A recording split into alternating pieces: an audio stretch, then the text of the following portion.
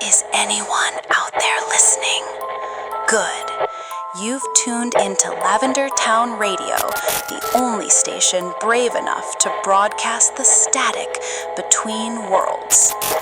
Tonight, we have a story for you, a whisper from the shadows, a tale woven from the dark pages of the Pokédex that they never wanted you to read. But first, a small favor. If you find a chilling comfort in our stories, show your support by hitting the like button. It's a small click for you, but it's a beacon for us in the digital darkness. And to ensure you never miss a transmission, make sure you subscribe and ring that little bell. It helps our signal cut through the noise. All right, the signal is clear. Now, are you comfortable? Good. Let's begin.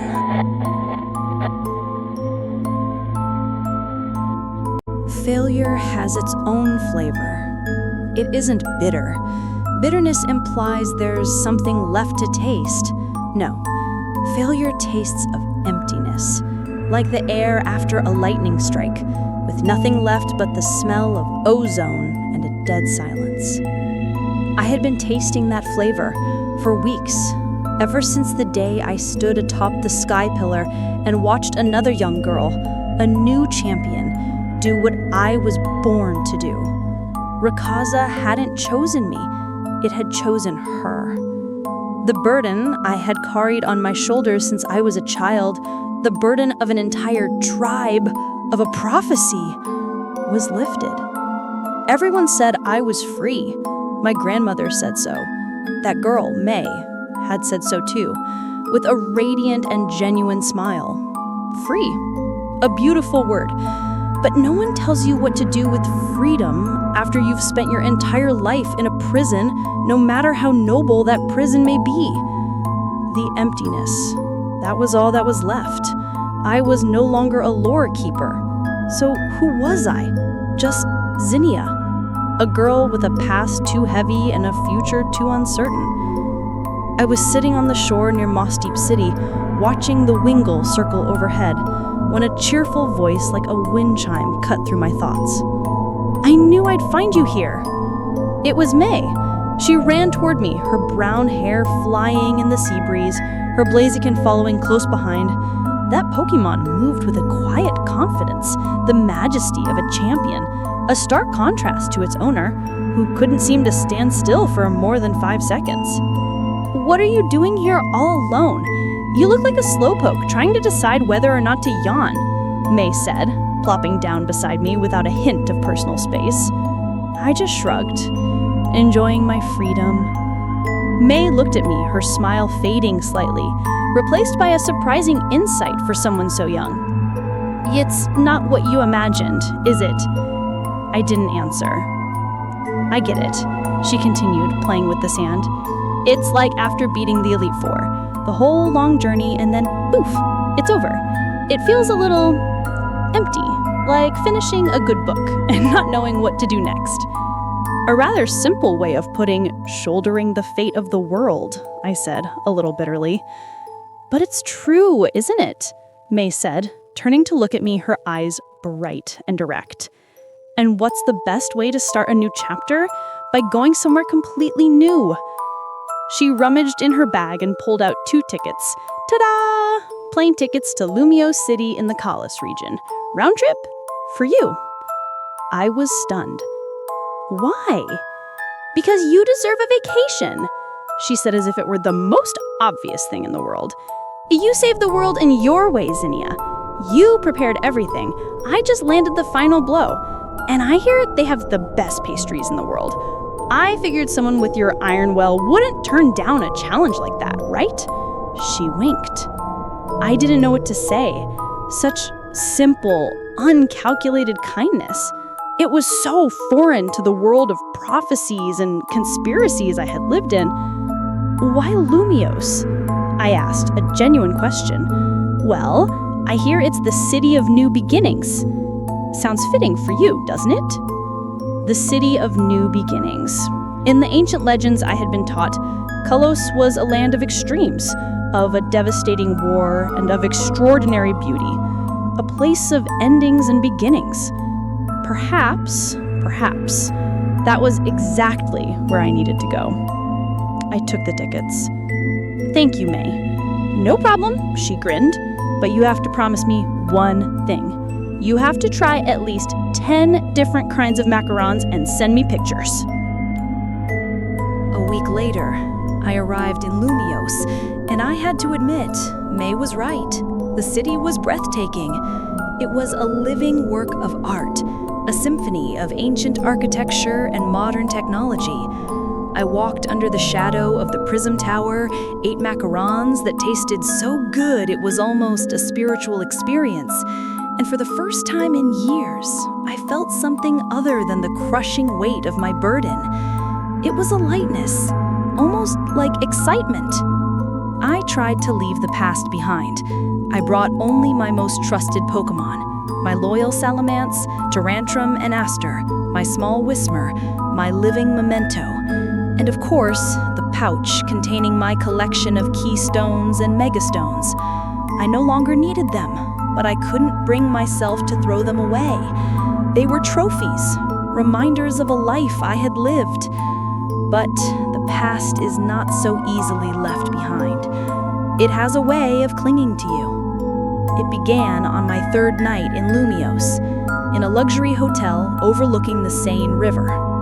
I was asleep, a rare, deep sleep, when the voices started. "Come on, Garchomp, just one more hit! Alakazam, you psychic! No, I can't lose! Not like this!" I jolted awake, my heart pounding. I sat bolt upright in bed, scanning the dark room. No one was there. It was just a dream. But the voices, they had been so real. They were the echoes of battles I had fought, of the trainers I had defeated to take their keystones. The next night, it got worse. I didn't just hear voices. I started seeing things. I was standing on the balcony, looking down at the glittering river, when out of the corner of my eye, I saw a massive dark shape flash by. I spun around. Nothing, but the image was burned into my mind. A pair of scythe-like wings. A Garchomp. I told myself I was just tired, that the change of scenery was affecting me. I tried to ignore it, to focus on my vacation. I went to a fashion show, visited the art museum, even tried a few battles at the Battle Maison, and won easily, of course. I was trying to live a normal life, but every night, memories that were not my own invaded my dreams. I found myself in battles I hadn't fought, controlling Pokémon I didn't own. I felt the desperation of a trainer as their Kangaskhan fell. I felt the arrogance of a rich man as his Abominus now unleashed a blizzard. The stones, I realized. The problem was the stones. They were not inanimate objects. They were containers. They had absorbed a part of the will, the emotions, and the memories of their former owners. And now, without a purpose, they were leaking those memories into the closest person, into me. And then they started leaking my own memories. I saw the ghost of Aster for the first time on a rainy evening. I was sitting in my room, watching the raindrops trace paths down the window pane, when I saw a reflection in the glass. A small girl with long, dark hair was standing behind me. My heart stopped. I slowly turned around. No one. But I had seen her, so clearly. It wasn't a spirit. There was no psychic energy. It was just an image, an illusion. The following nights, she appeared more frequently, in mirrors, in the corner of my eye, a silent figure just standing there and watching me. Sometimes her expression seemed sad. Other times it looked accusatory. I knew it wasn't Aster's spirit. Her spirit had passed on long ago. This was something else, something created from my own pain and regret, amplified by the stones. It was my own personal monster. For the first time in my life, I had to admit that I couldn't solve a problem on my own. May had said Kalos was the center of mega-evolution research. There had to be someone here who understood what was happening. Fate, or perhaps a cruel irony, led me to a conference on mega-evolution held at one of Lumios's universities. I went as a visitor, hiding my face under a wide-brimmed hat. I didn't want to be recognized. I listened to the presentations, the scientific analyses of cellular restructuring, of energy outbursts. It was all very logical, very soulless. They didn't understand its true nature, the bond, the will, and the dangers. During a coffee break, I was standing in a corner, trying to avoid the crowd, when a cheerful voice rang out. "Whoa, you're here too! What a surprise!" I turned to see a young woman with blonde hair on roller skates, smiling at me. Beside her was an older man with a long white beard, who radiated a quiet authority. I recognized them instantly from the Kalos Pokémon League promotional posters. Karina, the Shalur City gym leader, and her grandfather, Gurken, the Mega Evolution Guru. I was just curious, I said, pulling my hat a little lower. But as I drew closer, Gurken's smile faded. He looked at me, but his gaze seemed to pass through me, focusing on something I was carrying. "The girl's stones," he said, his voice low, but I heard it. "They are screaming." Karina looked at her grandfather, then back at me, confused. "Gramps?" "Young lady," Gurken said, stepping toward me, his eyes as sharp as daggers.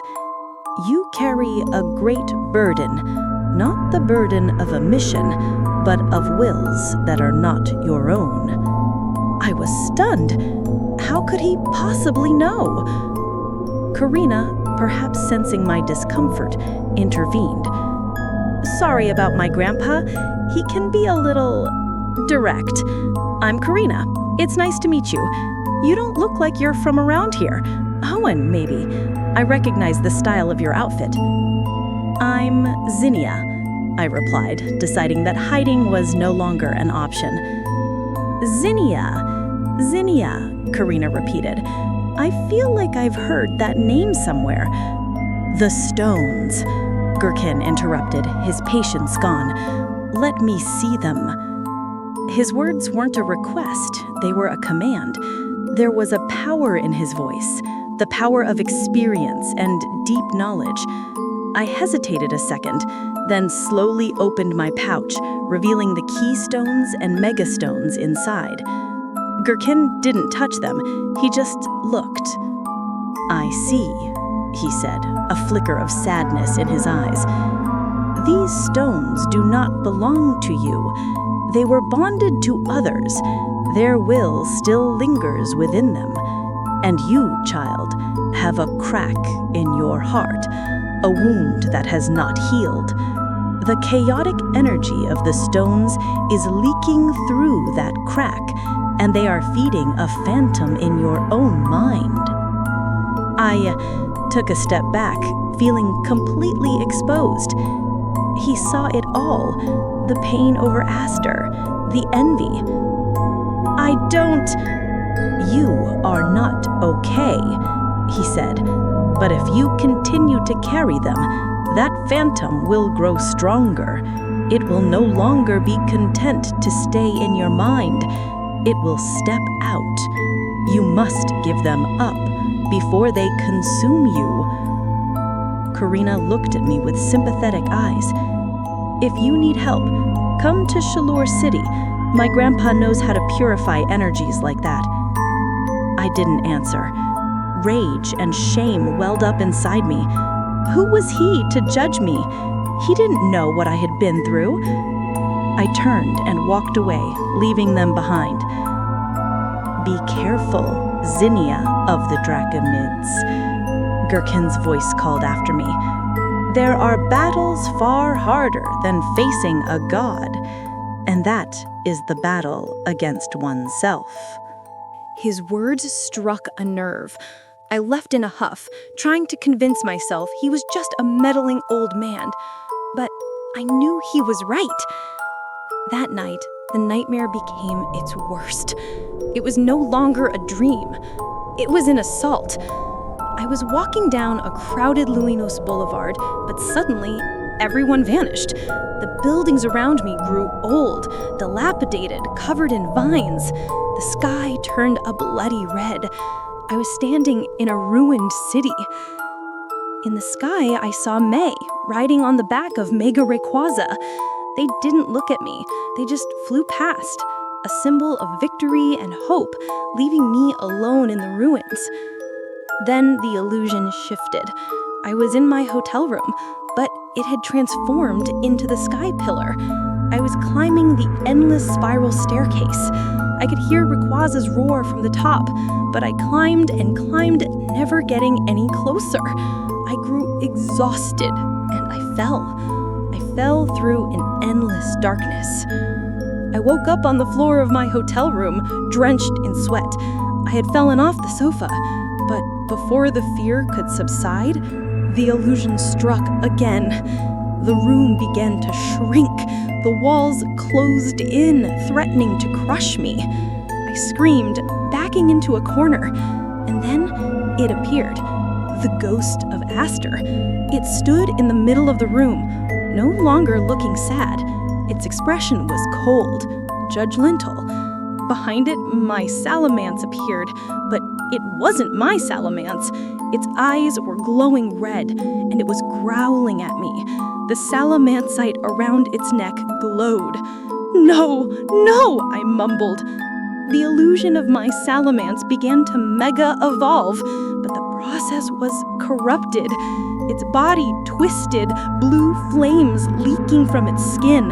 It let out a roar of agony, then turned on me and unleashed a torrent of dragon breath. I screamed, closing my eyes, bracing for the searing pain. I felt the heat. I smelled my own flesh burning, but nothing happened. I slowly opened my eyes. I was still in my hotel room. There was no Salamence. There was no Aster. The burning the smell was coming from the lampshade, which had caught fire after the lamp was knocked over. But the experience, the pain, it had been too real. The line between reality and illusion had been completely erased. I knew I couldn't go on like this. The next time, I might not be so lucky. Gherkin's words echoed in my ears. I had no other choice. I swallowed my pride. I packed the stones, hailed a cab, and began the journey to Shallower City, a journey to beg for help. But I didn't know that the real nightmare was just beginning. The entity I was carrying would not give up its host so easily, and it was prepared to destroy anyone who stood in its way. And so, our story comes to a close, but the echoes always remain, don't they? Thank you for spending your time with me here at Lavender Town Radio. Your presence makes these dark nights a little less lonely. But do not be mistaken, this is not the end. The true nightmare is yet to come. This was only part 1. What did you think of tonight's tale? What horrors did it awaken in you? Let me know your thoughts in the comments below. I read every single one. I find them illuminating. If this story sent a chill down your spine, please show your support by liking this video and subscribing to the channel. It's the only way to ensure you'll be here to witness the conclusion. Until next time, sleep well, if you can.